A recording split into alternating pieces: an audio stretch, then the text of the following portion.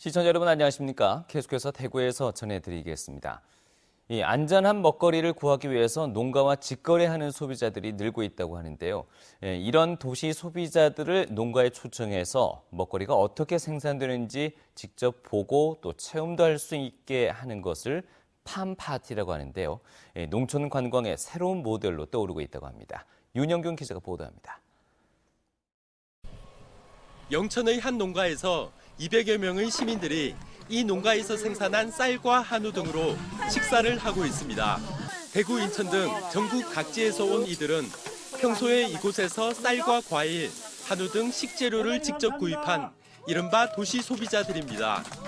여러 가지 것들을 주문해서 먹어봤는데 다른 데보다 뭐 싼 것보다도 일반적으로 친환경이라는 것을 오늘 직접 보게 되니까 이렇게 해서 우리가 주문해서 먹게 되었구나. 아이들은 누렇게 익은 벼를 직접 보고 메뚜기도 잡아보는가 하면 택배로만 받아오던 사과를 직접 따보기도 합니다.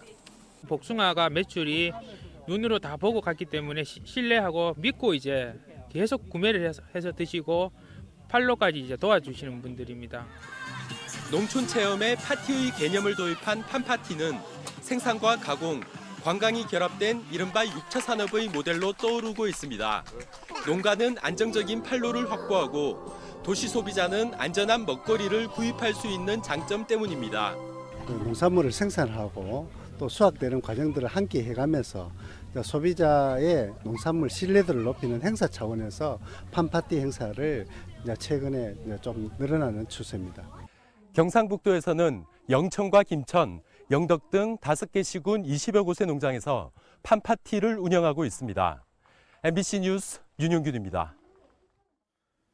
도청 이전에도 불구하고 안동시 인구는 계속 감소하고 있습니다. 이 인구 감소를 막기 위해서는 청년 일자리 창출이 시급하지만 예산은 턱없이 빈약해서 특단의 대책이 요구되고 있습니다. 조동진 기자가 보도합니다. 지난해 말 안동시의 주민등록상 인구는 16만 9,200명이었지만 올 들어 9월 말 현재는 16만 7,800명입니다. 지난 2월 도청 이전에도 불구하고 인구는 오히려 1,400명이나 줄었습니다. 도청을 공동으로 유치한 예천군의 경우는 1,300명이 증가하면서 대조를 이루고 있습니다. 인구 감소로 도심의 공동화 현상이 우려되지만 안동시의 인구 유출 방지나 인구 유입을 위한 청년 일자리 대책은 빈약하게 짝이 없습니다. 올해 안동시의 전체 예산은 8,996억 원, 문화관광 분야가 860억 원, 노인복지 예산이 827억 원인데 비해 청년 일자리 예산은 1억 9천만 원, 청년 일자리 예산이 전체 예산의 0.0002%에 불과합니다. 인구 감소와 청년 일자리 창출에 대한 인식 부족은 이 같은 예산 편성에서 여실히 드러나고 있습니다. 현재 인구가 계속 유출되고 있습니다. 이를 막기 위해서는 청년들이 지역에서 일하고 머물 수 있는 특단의 대책이나 청년 일자리 예산이 정말 시급합니다. 안동 지역에서는 해마다 3천여 명의 지역대학 졸업생이 배출되고 있습니다.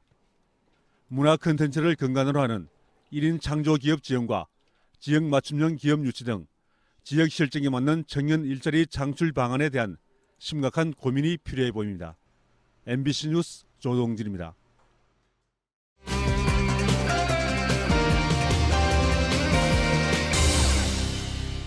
시청자와의 쌍방향 소통으로 만들어지는 뉴스 모바일 MBN입니다. 지난달 MBN에서는 대구 앞산 산책로의 미흡한 안전조치를 지적했는데요. 방송이 나간 지 일주일 만에 이 안전시설이 개선됐다는 소식이 들어왔습니다. MBN에서 직접 현장에 다녀오니 허술한 그물망 자리에 안전펜스가 생겨 아이들이 안전 걱정 없이 견학할 수 있었고요. 그 밖에 달성군의 보도블럭 현장과 서구 원대 일가 철길 지하도 공사 현장에도 작은 변화가 생겼다는 글이 속속들이 올라왔는데요. 그냥 지나칠 수 있었던 일상생활의 작은 부분들도 주의 깊게 살펴본다면 이처럼 조금씩 개선될 수 있겠죠? 태국 치앙마이의 코끼리 보호센터. 급류에 휩쓸려 허우적거리는 한 남성이 다급한 목소리로 도움을 요청하자 아기 코끼리 한 마리가 다급히 남성을 향해 다가갑니다. 지난해까지 관광용으로 학대받던 코끼리를 구조한 사육사가 물에 빠진 척 연기를 했던 건데요. 사육사가 진짜 어려움에 처한 줄 알고 코끼리가 구조에 나선 겁니다. 짐승도 은혜를 안다라는 속담이 있는데요. 영상 속의 코끼리도 예외는 아닌 것 같습니다.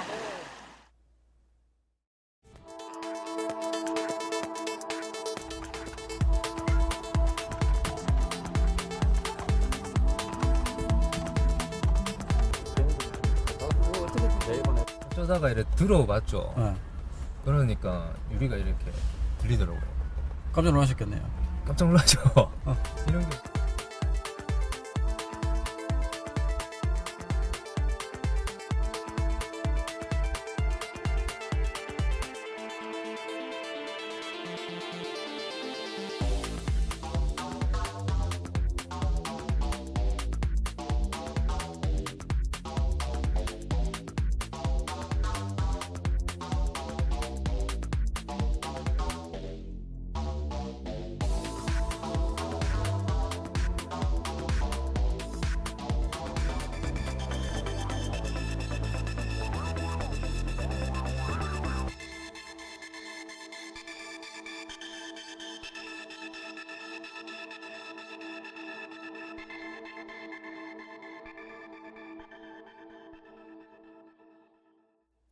국회의원 특권 내려놓기 추진위원회가 특권 내려놓기 최종안을 사실상 확정했습니다.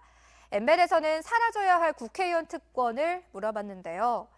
회의에 출석하지 않거나 선거운동을 하는 중에 지급되는 입법 활동비 및 정책 개발비는 사라져야 하고 면책 특권 및 불체포 특권도 반드시 없애야 한다는 답변이 가장 많았습니다. 또 상당수 국회의원이 친인척을 보좌진에 채용했던 사실이 드러난 가운데 역시 개선돼야 할 부분이라고 답변을 주셨는데요. 이번에야말로 개혁안이 방안에 그치지 않고 제대로 이행될 수 있기를 기대해 봅니다. 모바일 엠벤이었습니다. 대구시는 겨울철 자연재난에 대비하기 위해서 다음 달 14일까지를 사전 대비 기간으로 정하고 철저히 준비하기로 했습니다. 대구시는 겨울철 재난으로부터 시민의 생명과 재산 피해가 생기지 않도록 추진 계획을 미리 세우기로 했고 구, 군, 유관기관과 함께 조사와 점검을 실시할 계획입니다. 또 대설과 한파에 대비해서 기상청과 K2 기상대와 기상정보를 공유해서 24시간 상황관리 체계를 구축하는 한편 제설 장비와 자재도 사전에 확보할 방침입니다. 경북도청의 부서 증가율이 직원 증가율을 앞질러서 행정서비스가 부실해질 수 있다는 지적이 제기됐습니다. 행정자치부 국감자료에 따르면 광역자치단체의 과설치 자율화 조치 이후 경상북도는 지난 2006년 말부터 지난해 말 사이 43개였던 과가 57개로 늘어나 33%의 증가율을 보였습니다. 반면 같은 기간 전체 공무원 수는 4,132명에서 5,291명으로 28% 증가에 그쳐 행정서비스가 부실해질 수 있다는 지적을 받았습니다. 프로축구 대구FC가 올 시즌 마지막 원정이었던 경남과의 맞대결에서 2대1로 승리를 거두며 2위 자리를 지켰습니다. 오늘 오후 창원축구센터에서 펼쳐진 2016 K리그 챌린지 43라운드 경기에서 대구는 후반 시작과 함께 터진 황재원의 득점과 동점 상황에서 나온 알렉스의 골에 힘입어 경남을 2대1로 이겼습니다. 이에 따라 대구FC는 승점 석점을 추가해서 승점 67점으로 1위 안산에 다득점에서 2점 모자란 2위를 기록하며 자동 승격 자격을 유지한 가운데 다음 주 리그 최종 라운드를 치르게 됩니다. 한편 감독 교체를 한 프로야구 삼성 라이온즈의 코칭 스태프 개편이 이어지고 있습니다. 이 프로야구 최연소 감독으로 삼성의 지휘봉을 잡게 된 김한수 신임 감독이 변화를 강조한 가운데 이미 김성래 수석 코치와 김용국, 강성우 코치가 팀을 떠났고 2군에서도 장태수 감독을 포함한 코칭 스태프 상당수가 교체될 것으로 알려졌습니다. 현재까지 새롭게 부임한 코치는 김상진 전 SK 투수 코치와 박재현 전 KT 수비 코치, 일본 출신 세리자와 코치 정도가 확정된 가운데 포스트 시즌이 끝나면 2017 시즌 코칭 스태프 명단이 확정될 예정입니다. 네, 지금까지 대구에서 전해드렸습니다. 내일 아침 쌀쌀할 걸로 예상됩니다. 대비 충실히 하시기 바랍니다. 고맙습니다.